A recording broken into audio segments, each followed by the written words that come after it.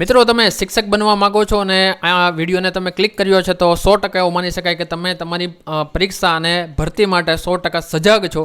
તો જો તમે શિક્ષક બનવા માંગતા હોય તો વિડીયોને એકવાર લાઇક કરી દો અને ચેનલ સાથે જોડાયેલા રહેજો।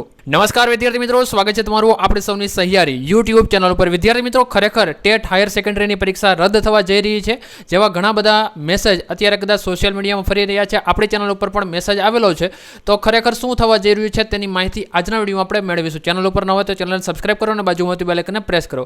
તો મિત્રો, સોશિયલ મીડિયામાં ફરતા મેસેજમાં કેટલી સચ્ચાઈ છે? જો પરીક્ષા પાછી ઠેલાશે તો તમારે અત્યાર સુધીનો મહેનતનું શું થશે? સાથે સાથે આજના વિડીયોમાં આપણે કોઈ અફવા પર નહીં પરંતુ સચોટ તર્ક અને ઓફિશિયલ અપડેટ વિશે વાત કરીશું, જેને કારણે ખ્યાલ આવે કે ભાઈ પરીક્ષા રદ થવા જઈ રહી છે કે રદ નથી થવાની, અથવા તો કઈ રીતનું માળખું અત્યારે ચાલી રહ્યું છે। તો એના વિશે આજે આપણે વાત કરવાના છીએ। અને હા, વિડીયોના અંતે હું તમને એક એવી સ્ટ્રેટેજી જણાવીશ જે પરીક્ષા લેવાય કે મોડી થાય અથવા તો તમને મેરિટમાં કઈ રીતે તમે ટોપમાં જઈ શકો તેના વિશે પણ આપણે વાત કરવાના છીએ। તો એક હમણાં મેસેજ આવેલો છે, હાયર સેકન્ડરીની પરીક્ષા હવે રદ થશે એવું લાગે છે। તો સ્વાભાવિક છે કે લાંબા સમયથી મહેનત કરી હોય અને સોશિયલ મીડિયામાં અત્યારે જે નીટની પરીક્ષા જે રદ થઈ છે તો એ બાબત પછી અત્યારે જે 44 જે કહેવાય છે દિગ્ગજ લેવલના જે વ્યક્તિઓ છે એની અત્યારે નિમણૂક થઈ છે આપણી જે ટેટની પરીક્ષા છે। તો હવે શું એવું લાગે છે કે ભાઈ પરીક્ષા રદ થશે કે કેમ થશે? તો આવા પ્રશ્નો છે એ વિદ્યાર્થીનો થાય એ બાબત આપણે જાણી શકીએ, પણ સચ્ચાઈ શું છે એના વિશે પણ આપણે જોઈએ। મિત્રો, છેલ્લા 2 દિવસથી વહીવટી કારણોને કારણે પરીક્ષા કેન્સલ થશે, તો હજી કોઈ એવી ચોખવટ છે નહીં, પણ બની શકે કે આવું થઈ શકે, આવા ઘણા બધા પ્રશ્નો છે। આગળ વાત કરીએ છીએ, પણ શું તમે એસસીબીની ઓફિશિયલ સાઇટ છે ચેક કરી છે? જ્યાં સુધી બોર્ડ તરફથી કોઈ લેખિત નોટિફિકેશન ના આવે ત્યાં સુધી કોઈ પણ સમાચારને સાચા માનવા નહીં। જો પરીક્ષા પાછી ઠેલાય તો તેના કારણો શું હોઈ શકે? ધારો કે પરીક્ષા પાછી ઠેલાય તો તેના મુખ્ય 3 કારણો હોઈ શકે। સરકારી ભરતીને નવી ગાઈડલાઇન્સ આવી શકે, પરીક્ષા કેન્દ્રોની ફાળવણીમાં વહીવટી ફેરફાર, અન્ય કોઈ મોટી સ્પર્ધાત્મક પરીક્ષા સાથેની તારીખનો ટકરાવ થાય। હવે વસ્તુ એ છે કે ભાઈ પરીક્ષા રદ નથી થવાની। જો પરીક્ષા રદ જ કરવાની હોય તો 44 વ્યક્તિને શું કામ બેસાડ્યા છે? એવી લોકોને શું કામ આપણે પાછા લાવ્યા છે? પણ યાદ રાખજો, પરીક્ષા રદ થવી અને પાછી ઠેલાવી બે વસ્તુ અલગ અલગ છે। એટલે ટાટ HS જેવી મહત્વની પરીક્ષા કાયમી રદ થવી અશક્ય છે, કારણ કે શાળાઓમાં શિક્ષકોની જરૂરિયાત છે અને જે નવેસરથી પરીક્ષા લેવાય એવું શક્ય લાગતું નથી। એટલે આ જે બાબત છે માત્ર ને માત્ર જે છે એ આપણા મનમાં ચાલતી કોઈ દુવિધા છે।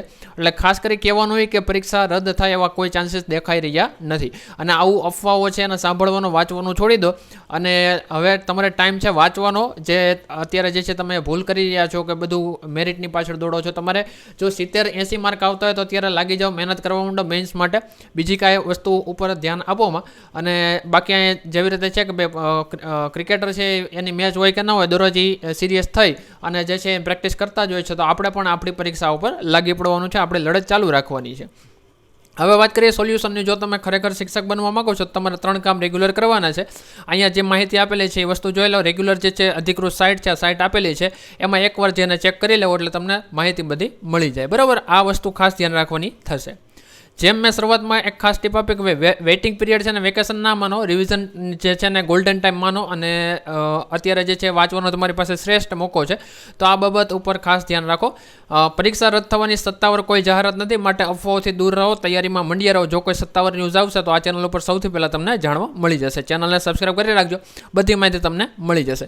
છતાં પણ તમને શું લાગે છે પરીક્ષા ક્યારે લેવાવી જોઈએ? જે મેઇન્સની આપણે વાત ચાલે છે તે તમારો અભિપ્રાય છે ચોક્કસ તે નીચે કમેન્ટ બોક્સમાં જણાવજો। અને આવા સમાચાર છે એનાથી તમે દૂર રહેજો, કારણ કે પરીક્ષા જે રદ થવાની છે આવા કોઈ સત્તાવાર સમાચાર નથી। તો એક પોઝિટિવ તમારી જે મહેનત છે ચાલુ રાખજો અને આવા કોઈ પણ ઉલઝનમાં પડશો નહીં। તો આ એક વસ્તુ ખાસ ધ્યાનમાં રાખવાની છે। વિડીયો પસંદ આવ્યો હોય, કોઈ માહિતી એવી લાગી હોય કે ભાઈ ખરેખર સારી માહિતી છે, તો વિડીયોને લાઇક કરો, તમારા મિત્રો સાથે પણ ખાસ શેર કરવાનું રાખજો। મળીએ છીએ કોઈ નવા વિડીયોમાં।